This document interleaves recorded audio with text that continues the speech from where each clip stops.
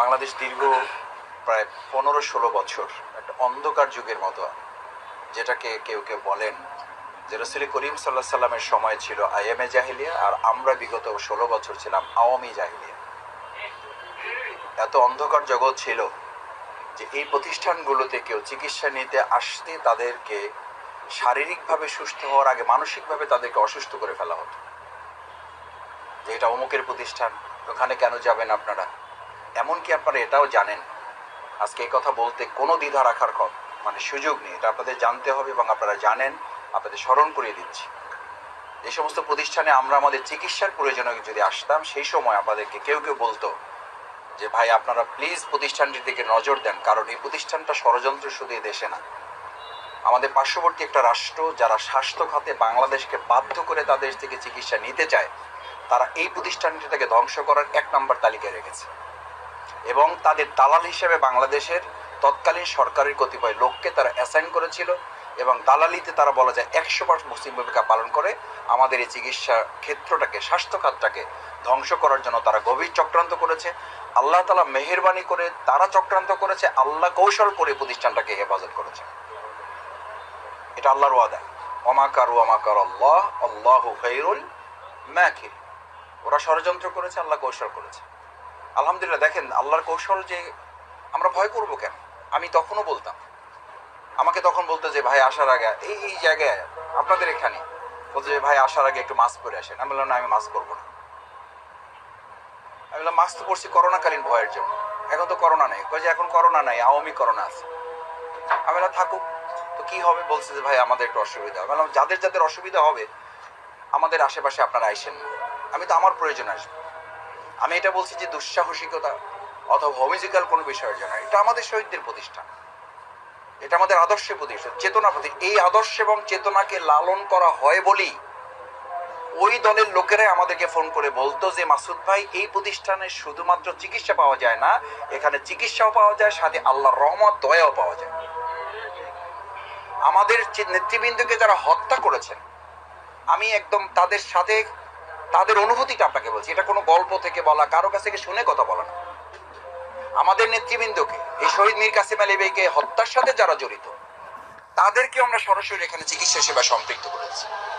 বেডে শুয়ে শুয়ে আমাকে বলতো, বেডে শুয়ে শুয়ে, যে মীর কাসেম আলী ভাই আপনাকে মেসেজ পাঠিয়েছেন, আপনার কোনো বিল এখানে আপনাকে দিতে হবে না, এটা আপনার প্রতি কোনো অনুগ্রহ অথবা আপনার থেকে কোনো সুবিধা পাওয়ার জন্য না। বলছে তাই নাকি?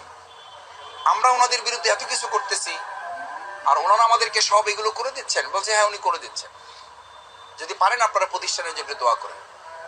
বলে যে মাসুদ ভাই, আপনাদেরকে এই প্রতিষ্ঠানে শুধু না, আপনাদের এই আদর্শকে কেউ কোনোদিন ধ্বংস করতে পারবে না, এবং আমিও আজকে থেকে মানসিকভাবে আপনাদের প্রতি দুর্বল হয়ে গেলাম। আমি বহুবার বলেছি, সম্মানিত চিকিৎসক বৃন্দ, আপনারা বয়সে অভিজ্ঞতায় নানান দিক থেকে আমার চেয়ে অনেক বড় মুরব্বী, আপনারা আমাদের অভিভাবকদের মতো, কিন্তু এই কথাগুলো আমাদের আপনাদের কাছ থেকে শেখা। আমাদের এই প্রতিষ্ঠানটা শুধু চিকিৎসা না, আমরা বলি যে এই প্রতিষ্ঠান শুধুমাত্র একজন মানুষকে শারীরিক শুদ্ধতা দেবে না, এই মানুষ এখান থেকে আত্মিক পরিশুদ্ধতাও এখান থেকে গ্রহণ করবে। সে দায়িত্বই আপনাদেরকে গ্রহণ করতে হবে। আমি সবসময় আমার চিকিৎসক বৃন্দের সাথে যখন বসি, আমি বলি যে আপনার সমস্ত চিকিৎসার সাথে একটা শব্দ, একটা লাইন আপনি যোগ করে দেবেন, যে ভাই আপনার কাশি হয়েছে, আপনি শুধুমাত্র সিরাপ খেলে হবে না, আপনি যে সিগারেট খান এটা হারাম করেছেন আল্লাহ তাআলা, হারামের সাথে সম্পৃক্ত থেকে আপনি সুস্থ থাকতে পারবেন, আপনি নিরাপদ থাকবেন, আপনি স্বস্তি, আপনি শান্তি, আপনি ভালো থাকতে পারবেন না। আপনি ওষুধও খাবেন, আপনি হারামটাও পরিত্যাগ করবেন। এই কথাটুকু বলাই হচ্ছে এই প্রতিষ্ঠানের দায়িত্ব। যেন স্পাইনালের দায়িত্ব অসুস্থতা নিয়ে আসে, সেই লোককে এটাও বলবেন যে আপনাকে থেরাপি দিলাম, আপনাকে ইনজেকশন দিলাম, আপনাকে অ্যান্টিবায়োটিক দিলাম, আপনাকে এক্সরে দিলাম, সব রিপোর্ট আপনাকে ঠিকঠাক করে দিলাম, কিন্তু আপনি কি 5 ওয়াক্ত নামাজ পড়েন? সুযোগ হয় আপনার? ও যে পড়ি, মাঝে মধ্যে পড়ি, সুযোগ পাইলে পড়ি, আবার তাহাজ্জুদও পড়ি, কিন্তু ফজর পড়ি না। এরকম অনেক ভালো ভালো রোগী তো আপনারা পান, সারা রাত ওয়াজ করে তাহাজ্জুদ সহ পড়ে আসছে, ফজর আর পড়ার সময় পায় না। এটার প্রতি কনসেন্ট্রেশনটা নাই, এটা যে দায়িত্ব তার, এটুকু নিতে পারে না। আমি তখন আমাদের ভাইদেরকে বলি, দেখেন আপনারা এখানে অনেকে আছেন, আপনারা অন্যভাবে নেবেন না, ভাই দায়িত্ব পালন করার সুযোগই পাই না। আমি বললাম আল্লাহ তাআলা আপনাদেরকেই নিয়ামতের অন্তর্ভুক্ত করেছেন, যারা শুধুমাত্র 24 ঘন্টার মধ্যে ঘুমটুকু বাদ দিলে বাকি পুরো সময়টুকু আন্দোলনের জন্য, ইসলামের জন্য দায়িত্ব পালন করার সুযোগ আল্লাহ তাআলা আপনার হাতে তৈরি করে দিয়েছেন। এত বড় নিয়ামত, এটা পৃথিবীর আর অন্য কারো কাছে নেই। একজন ওয়াইজিন, সে শুধু ওয়াজের সময়টুকু দায়িত্ব পালন করে, একজন ইমাম সে শুধু তার বক্তৃতার সময়টুকু দায়িত্ব পালন করে। আমি সংগঠন করি, আমি সংগঠনে শুধু সংগঠনের জন্য যখন কাজ করি ওইটুকু দায়িত্ব পালন করি। আর আপনারা সেই ভাই বোনেরা, আপনারা সেই সমস্ত সম্মানিত চিকিৎসক ভাই বোনেরা যারা পুরো চিকিৎসার সময়টুকু আপনি চাইলে দাওয়াতি কাজের সাথে এটাকে সম্পৃক্ত করতে পারবেন। শুধু ইন্টেনশনটা আপনাকে ডেভেলপ করতে হবে। আমাদের যারা প্রতিপক্ষ তারা শুধুমাত্র তাদের আদর্শের কথা বলে চিৎকার করে না, তাদের প্রত্যেকটা কথার মধ্যে, তাদের আচরণে, তাদের চোখের চাহনিতে, তাদের প্রত্যেকটা চলার পথের কদমের মধ্যে তারা একটা ইন্টেনশন রেডি করে রাখে এবং সেখানে তারা একটা মেসেজ কনভে করে। আমি তো জানেন আমি বাংলার ছাত্র, আমি ইউনিভার্সিটিতে একেবারেই পড়াশোনা না করে পাশ করছি, তার মধ্যে দিয়ে কিছু পড়তে হয়েছে। হুমায়ুন আহমেদের একটা বই ছিল, উপরে লেখা ছিল এই বইতে কোনো শিক্ষণীয় নাই। আমরা একটু বিস্মিত হয়ে বইটা পড়লাম যে শিক্ষণীয় নয়, এটা বইটা কি? পড়ে দেখলাম প্রতি লাইনে লাইনে একটা শিক্ষা আছে এবং সেই শিক্ষার প্রত্যেকটা ধাপ হচ্ছে ইসলামের বিরুদ্ধে একটা মেসেজ তাকে দেওয়া। তো তারা যদি প্রত্যেক লাইনে লাইনে ইসলামের বিরুদ্ধে শিক্ষা দিতে চায়, তাহলে তো আপনি প্রতি চিকিৎসার প্রত্যেকটা প্রেসক্রিপশনে প্রত্যেক রোগীকে তার শারীরিক সুস্থতার জন্য আত্মিক সুস্থতার একটা মেসেজ কনভে করা তো আপনার এই মেডিকেলের দায়িত্ব না, এটা কার প্রদত্ত দায়িত্ব।